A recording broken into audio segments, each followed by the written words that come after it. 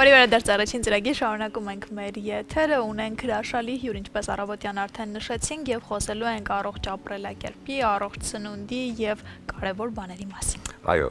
մեր հյուրը խոհանոցից արդեն տեղափոխվեց մեզ մոտ հյուրասենյակ եւ ֆուդբլոգեր Լիլիա Դավթյանը։ Բարի լույս։ Բարի լույս։ Ոնց եք։ Լավ, դուք ինչպես եք։ Լավ, այսօր դուք մեր ադրիների հետ պատրաստելու եք համեղ ուտեստ։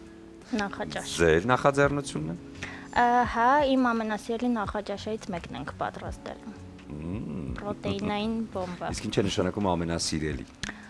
Ամենասիրելի հիմնականում շաբաթվա կտրվածքով հաջորդում եմ նախաճաշերը, ըստ մեկը ավելի հաճախ է կրկնվում։ Ընտիր։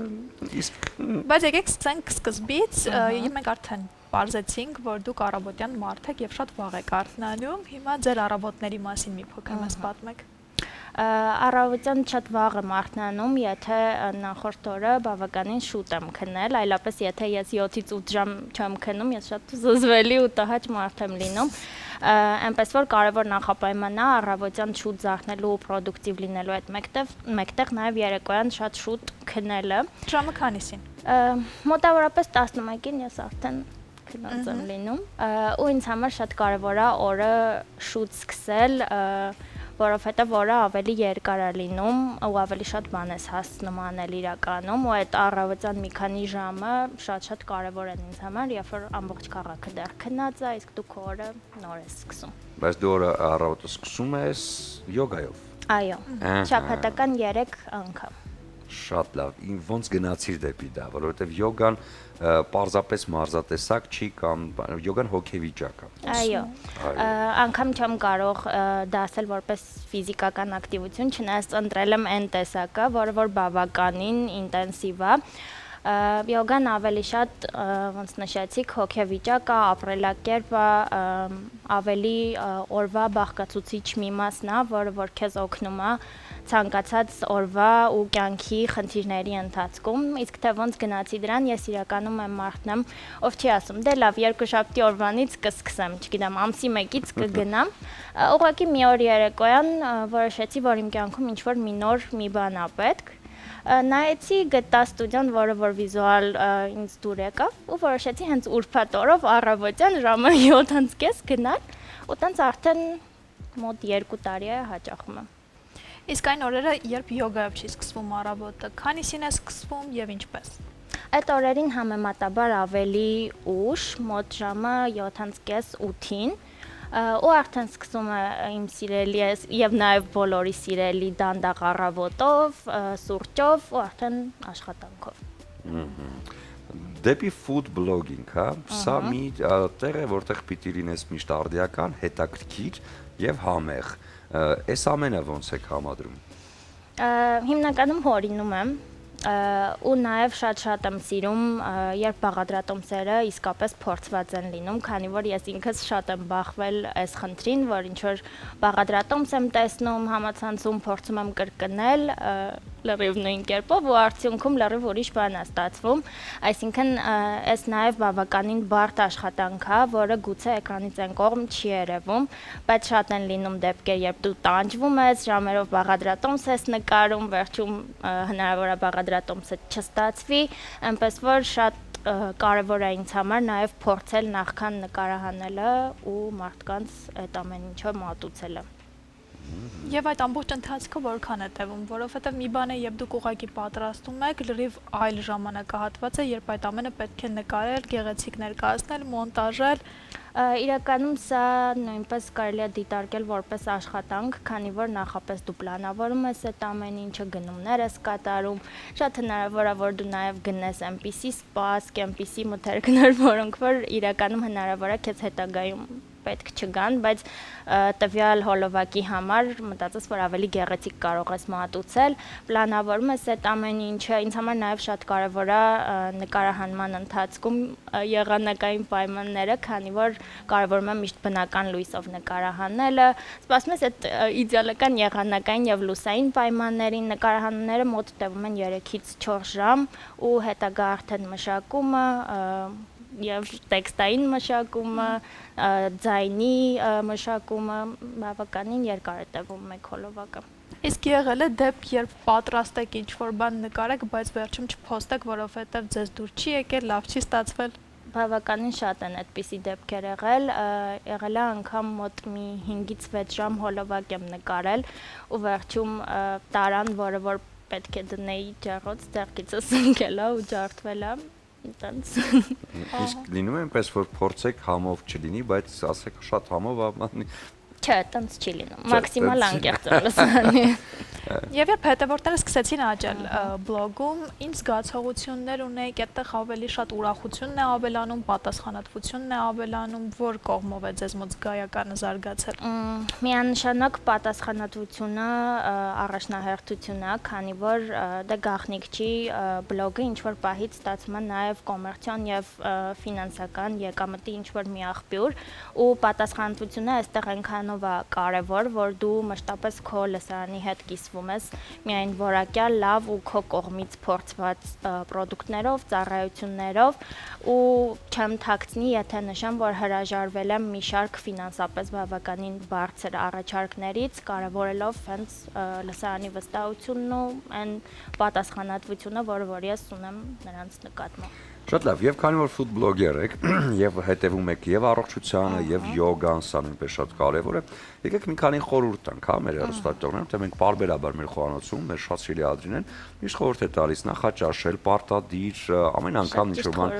պատրաստելիս ասում է, թե ինչքան կարեւոր է սա եւ այլն եւ այլն։ Ձեր կողմից ինչ խորհուրդներ կլինեն, երբ է պետք նախաճաշել կամ ճաշել, ինչ է պետք ուտել օրվա ընթացքում, ինչ բաղադրիչներ են հարկավոր մեր օրգանիզմին։ Քանի անգամ է պետք սնվել օրվա մեջ։ Այս իրականում ինչ որ նշեցիք բավականին անհատական է, չկա տենց միասնական մի խորհուրդ, որ պետք է պարտադիր նախաճաշել, պետք է պարտադիր օրվա ընթացքում այդ արդեն հնացած sense միֆեր են, որոնք որ ներկայիս արդի ուսումնասիրությունների ընթացքում պարզվել է, որ բավականին անհատական է։ Միակ sense կարևոր հարցը ինձ համար, որ ես բլոգում էլ բազմիցս կիսվում եմ, այդ որ առողջ ապրելակերպի կոնցեպտը, ընդհանուր ընկալումը չլինի որպես կարճաժամկետ, ինչ որ սահմանափակումներով լի հայերի դիետա ասվածը, որովհետև առողջ ծնունդը իրականում, եթե ասենք շատ պարզ դիտարկենք, այդ մաքսիմալ պարզ առողջ հարաբերություններն են ծննդի հետ, ու նաև կա միֆ, որ առողջ ծնվելը այդ պարտադիր շատ բյուջետի տեսանկյունից թանկ է եւ այլն, այդ պարտադիր առավոտյան ավոկադոյով եւ սաղմոնով նախաճաշելն են, իրականում չէ, այդ մեզ բոլորիս հասանելի, հատկապես կարևոր է սեզոնային, մաքսիմալ պարզ բաղադրիչներով բալանսավորված ծնվելն է։ Կարևոր խորհուրդ, որ ամեն սնունդ ընդունումը իր մեջ ներառի թե սպիտակուցներ, թե ածխաջրեր ու թե ճարպեր։ Եվ արդեն մի քիչ էլ դեպի ուրիշ ուղղվածություն գնանք, որովհետև ես գիտեմ, որ ձեր հետաքրքրությունների շրջանակում են նաև արշավները, իսկ մեր հայրենիքը եւ մեր երկիրը բացահայտելու այսպես շատ բան ունենք եւ շատ հրաշալի վայրեր կան, հատկապես որտեղ եք գնում արշավների, որ սարերի բարձունքներն եք հաղթահարել, մի քիչ այս մասին էլ կուզեմ պատմեք։ Բարձրացել եմ 7-ից 8 լեռնագագաթ, որոնց թվում նաև մեր ամենաբարձր գագաթն է, Արագածի հյուսիսային գագաթը, բայց երևի թե ամենատպավորիչը ինձ համար եղել է խուստուփը։ Ինձ թվում է ստեղ այն կոմպոնենտն է, որ ես ինքս Սյունիքից եմ, ու խուստուփը շատ տպավորիչ վերելք է եղել ինձ համար, ու ոնց ասում են Հայաստանը իսկապես մանրամասն սիրելու երկիր է, ու ամեն անգամ մի նոր վայր գնալուց, մի նոր լեռնագագաթ հաղթահարելուց ես հասկանում եմ ինչքան մեծ պոտենցիալ ունի մեր երկիրը, թե туриզմի տեսանկյունից, թե շրջագայությունների ներքին туриզմի տեսանկյունից, ու շատ ուզում եմ, որ բոլորը իրենց կյանքում գոնե մեկ անգամ փորձեն որևէ լեռնագագաթ հաղթահարել, որովհետև միշտ ցած արշավների գնալուց կողքից հարցեր եմ ստանում, բա բարձրացար, բա հետո ինչ։ Այդ պատասխանը դու երբեք չես կարող տալ, բայց այդ ճանապարհը աննկարագրելի զգացողություններ է։ Կուզեմ որ գոնե բոլորը մեկ անգամ փորձեն։ Իսկ օրինակ խուստուփ որքան ժամանակում եք բարձրացել։ Այդ եղել է 2 օրը արշավ,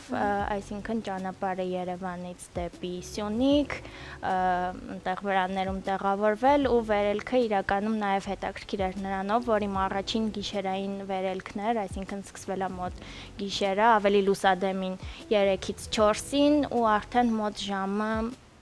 7-ից 8-ին եղել ենք բավականին բարձր դիտակետի վրա, որտեղից ես տեսել եմ երևի իմ կյանքի ամենագեղեցիկ լուսաբացը։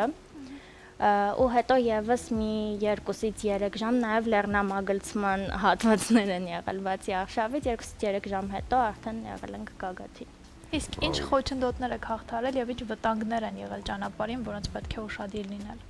Իրականում արշավների ընթացքում շատ հետաքրքիր մի բան կա, դու երբեք չգիտես, թե ինչ եղանակ կլինի ճանապարհի ընթացքում։ Օրինակ նույն ինքը Արագած բարձրացել ենք ամռան ընթացքում, եթե չեմ սխալվում, օգոստոս ամիսն էր, բայց ինչ որ պահից ուղղակի անհրաժեշտություն եղավ ամենատակ ինչ որ ունեինք մեզ մոտ հագնել, որովհետև ձմեռ էր ուղղակի ճանապարհի ընթացքում։ Երևի թե ամենա կետը, որ կարող եմ նշել, այդ եղանակային պայմաններն են ու դե իհարկե բնության անսպասելի, չգիտեմ, կենդանիներին հանդիպելը, արջերի հետ կերս շատ ժամանակ տեսնում։ Շատ լավ, նշեցիք, որ Սյունիքից եք եւ մենք գիտենք, թե ինչքան հարուստ են, հա, մեր մարզերի եւ յուրաքանչյուր հայկական լեռնաշխարհի հայկական վայրերի խոհանոցը։ Դե Սյունիքը հայտնի է Գորիսի իր լոբիով, Սիսիանը իր ավելուկով եւ իհարկե խոտաբույսերով, տարբեր տարատեսակ։ Ինձ հետաքրքիր արդյոք Սյունիքի այդ բարիքները օգտագործվում են նաեւ ձեր խոհանոցում։ Իրականում հա, որովհետև մինչև Երևան տեղափոխվել է, ես չգիտեի, որ անգամ սպասը ձավարով է նետվում։ Մեզ մոտ Մեղրիում եփում են բրնձով, նանայով, սենց լրիվ ուրիշ համեր ու հոտեր են այնտեղ։ Ու նաև շատ համեղ են ու շատ ուրիշ են մեր մոտ մրգերն ու բանջարեղենը ու կանաչեղենը, որոնք իսկապես ունեն են հոտը, որ պիտի ունենան։ Ու ինչու՞ չէ նաև հա ծնողներս բազմիցս ինձ այնտեղից էստեղ ուղարկում են սեզոնային բերքու բարիքը։ Նուռը անգամ զեյթուն են մեր մոտ աճացնում։ Արդեն դե ես էլ եմ Սյունեցու թոռ, այնպես որ ես շատ լավ ծանոթ եմ Սյունիքի բարիքներին եւ այսօր բաղադրատոմսը ինչպիսին է, ինչ արդեն ներկայացրել ենք իհարկե, բայց ինչ հավելումներ են լինելու եւ ինչ սպասենք ավարտին։ Բաղադրատոմսը լինելու է մաքսիմալ սպիտակուցային, մաքսիմալ պարզ ու հասանելի բաղադրիչներով, բայց շատ համեղ ու նաև ռեստորանային նախաճաշի տեսք է ունենալու։ Դե անհամբեր սպասենք, մեր հյուրին արդեն կարող ենք ուղարկել խոհանոց, բայց մինչ այդ բնականաբար ուզում եմ ձեզ նվիրել արև բացիկները, որոնք նախատեսված են սիրելի մարդկանց էմոցիաներ նվիրելու համար եւ համոզված եմ, որ այն ուտեստները, որոնք ձեր բլոգում ներառվում են, դրանք տալիս են համի զգացողությունը եւ էմոցիաները, իսկ սրանք տալիս են այն տրամադրությունը, որը կարեւոր է օրվա ընթացքում։ Այստեղ Հայկոյի երգից են բառերը՝ սիրում եմ քո աչքերում սերն իմ սիրուն է։ Սա ձեզ, որպեսզի նվիրեք ձեզ համար կարևոր մարդկանց, իսկ տրամադրությունը խոհանոցում թեժ է լինելու։ Մեր հյուրին ճանապարհ ենք խոհանոց, իսկ մենք կունենանք կարճատև դադար, որից հետո կվերադառնանք եւ կշարունակենք առաջին ծրագիրը։